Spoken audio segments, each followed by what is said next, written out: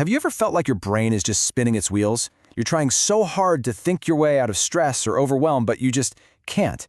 Well, today we're going to talk about a totally different way in. It's called somatic regulation, and it's all about a simple idea. To calm your mind, you have to start with your body. I mean, this quote just hits the nail on the head, right? We've all been there. Your thoughts are racing a mile a minute. Or maybe it's the opposite. You feel completely stuck, heavy, like you're moving through mud. And your first instinct is to try and logic your way through it, to just think harder. But it almost never works. In fact, it usually makes it worse. And here it is. This is the big shift, the whole point. The reason trying to outthink our stress fails is because we're basically starting in the wrong place. Real, lasting regulation, the kind that lets us get our focus back and feel clear again, it doesn't start up here in our thoughts. It starts in the body. Now let's be clear. The goal isn't to be this perfectly calm, Zen person 24/7. That's just not how humans work. The actual goal is to learn how to gently bring yourself back into what we can call a usable range. Think of it as your sweet spot, that state where you feel grounded enough to actually focus, be flexible, and handle your emotions without getting totally hijacked by them. Okay, so why? Why is this body first thing so powerful? Well, it all comes down to the actual wiring between your brain and your body. It's pure biology. So get this, your body has a kind of direct hotline to the parts of your brain that control your stress response. It's a high-speed connection that completely bypasses all that slow, logical thinking. So physical feelings like your breath or the sensation of your feet on the floor, those are sending instant messages straight to the command center. Logic just can't compete with that speed. And the process is actually pretty simple when you break it down. First, you give your body some kind of physical input, a deep breath, a little movement, whatever. That signal zips right to your brainstem and your vagus nerve, which are like the master controls for your fight or flight system. It tells them to calm down. And only after that happens can your prefrontal cortex, your thinking brain, really come back online and do its job. So in the real world, this is what that looks like. Taking a few slow, deep breaths isn't just a nice little wellness tip. It physically slows down the brain signals that cause your thoughts to race. A little bit of gentle movement can literally clear up that feeling of brain fog. And focusing on a physical sensation can pull you right out of a negative thought spiral. You're not tricking your brain, you're just using its own instruction manual. All right, so how do we actually do this? Let's get into the practical stuff. We're going to start with the first tool, which is grounding. This is all about bringing your attention right back here, to the present moment.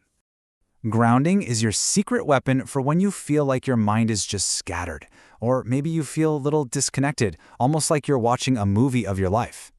The goal here isn't to force yourself to relax, it's just to be present.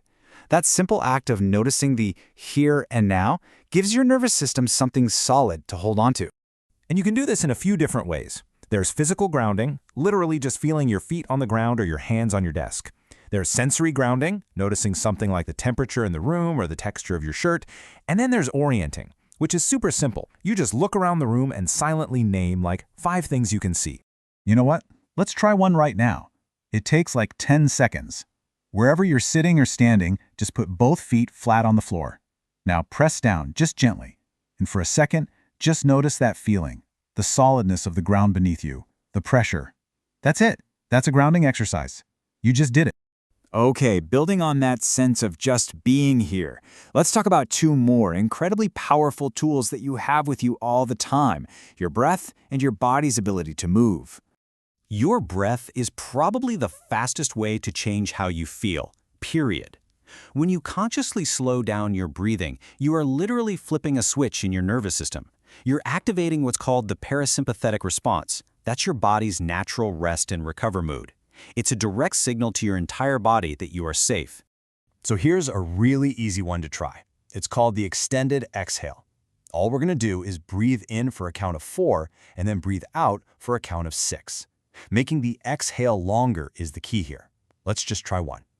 Breathe in through your nose. 2, 3, 4. Now out through your mouth. 2, 3, 4, 5, 6. See? Just doing that a few times can make a huge difference. And our third tool is movement. And I'm not talking about going to the gym or running a marathon. For regulation, movement is about releasing stuck energy. When you feel all jittery and anxious, it can help burn off that excess stress. And when you feel flat and shut down, it can help gently bring your energy back up. And it can be so simple. Let's try this one. If you can, just start to gently shake your hands, like you're trying to flick water off your fingertips. just for a few seconds. Maybe let that shake travel up into your arms or even your legs. It might feel a little silly, but animals in the wild do this all the time to discharge stress. It's an incredibly effective way to let go of physical tension. So now we've got these 3 tools: grounding, breath, and movement. But here's the thing. The real magic isn't just knowing the tools. It's about learning which one your body needs in any given moment. It's about being responsive, not rigid. And this is where you start to really listen to your body. Think of it this way.